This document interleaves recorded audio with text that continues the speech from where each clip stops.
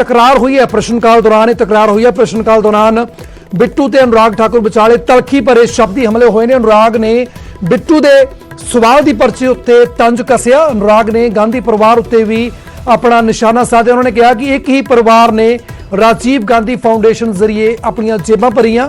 यही नहीं, इस तो बिना कहा कि चीन तक तो फाउंडेशन दे विच पैसे लए गए। तो इसके बाद रवनीत बिट्टू ने भी अनुराग दी टिप्पणियां उत्ते सख्त एतराज जताया। तो लोक सभा दे विच माहौल गरमाया जदों आपसी तलखी देखने को मिली। रवनीत बिट्टू ते अनुराग ठाकुर दे विचाले प्रश्नकाल दौरान यह तलखी भरिया वार्तालाप दोहां दे विचकार होया। अनुराग ने बिट्टू दे सवाल की पर्ची उत्ते तंज कसदियां कहा कि तंज कसिया और नाल ही अनुराग ने गांधी परिवार उत्ते भी निशाने साधे और कहा कि एक ही परिवार ने राजीव गांधी फाउंडेशन जरिए अपनी जेबां भरियां और नाल ही चीन तक तो फाउंडेशन विच पैसे लए गए। होर की कुछ कहा लोक सभा के अंदर, वह भी तुहानूं सुणाउने आ।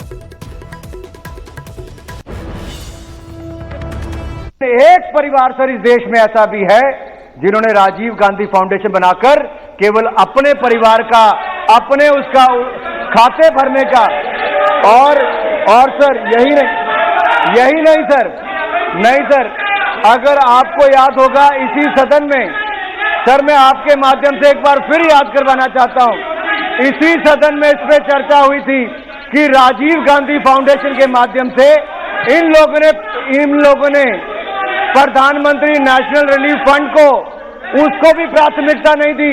वर्षों तक राजीव गांधी फाउंडेशन को भरने का काम किया तो इस पार्टी ने किया। ये देखिए, ये देश के लिए। और सर यही है, जब इनको चुभता है, इनको इसीलिए चुभता है क्योंकि अब इनका खाता बंद हो गया है। राजीव गांधी फाउंडेशन में तो चाइना से भी पैसे लेने का काम किया सर। इससे बड़ा दुर्भाग्य देश का क्या होगा सर। ये इन लोगों को सुनना पड़ेगा सर, अब इनको दिक्कत आएगी इसमें।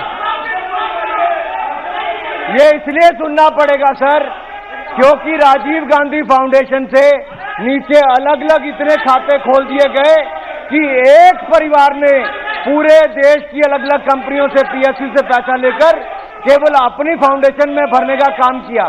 इसलिए माथे पर हाथ रखकर कुछ लोग बैठे हैं। ਤਾਂ दरअसल रवनीत बिट्टू कोरोना काल ਦੀ ਮਾਰ ਸਹਿ ਰਹੇ ਮਜ਼ਦੂਰਾਂ ਦੀ ਭਲਾਈ ਲਈ ਸਕੀਮਾਂ ਅਤੇ LIC ਕਿਸ਼ਤਾਂ ਵਿੱਚ ਰਿਆਇਤ ਦੀ ਮੰਗ ਕਰ ਰਹੇ ਸਨ। ਇਸੇ ਦੌਰਾਨ ਉਹਨਾਂ ਨੇ PM ਕੇਅਰ ਫੰਡ ਦਾ ਵੀ ਜ਼ਿਕਰ ਕੀਤਾ ਤਾਂ ਜਵਾਬ ਦਿੰਦਿਆਂ अनुराग ने भी ਜ਼ੁਬਾਨੀ ਹਮਲਾ ਕਰ ਦਿੱਤਾ। पीछे चाहे कोरोना हो, उसके दौरान सर माइग्रेंट लेबर्स और खास तौर पे गरीब लोग, उनका बहुत बड़ा नुकसान हुआ है। लेकिन जो उनको फायदा मिलना चाहिए था, कहीं ना कहीं जो अपना पैसा वो लगाती है LIC, वो कहीं ना लगा के सिर्फ PM केयर फंड में डाल दिया। एक तो ये क्यों, कारण क्या है? एक, क्या कोई आप स्पेशल स्कीम, इंश्योरेंस स्कीम्स कोई लोगों के लिए, एक गरीब लोगों के लिए, क्योंकि बहुत बड़ी मार पड़ी है, इनके लिए कोई लॉन्च करेंगे स्पेशल अलग? क्योंकि तीसरी बात, क्योंकि बहुत बड़े रीजन हुए हैं जिसके द्वारा ये पेमेंट्स नहीं कर पाए। बहुत लोगों की जो किस्तें वो टूटी हैं इस दौरान क्योंकि कोई कमाई नहीं थी, पैसा नहीं था। तो उनके लिए आप दोबारा एग्जम्पशन देने की कोई ना कोई सोच रहे हैं कि केवल PM केयर फंड के लिए सोच रहे हैं भी सबका पैसा उसमें ही जाए, बाकी किसी को ना मिले। मैं समझता हूं पॉलिटिकल आंसर ना देके जरूर सरकार का मंत्री होते आंसर दे। आप पॉलिटिकल पूछोगे तो पॉलिटिकल जवाब मिलेगा माननीय सदस्य। थैंक यू स्पीकर साहब।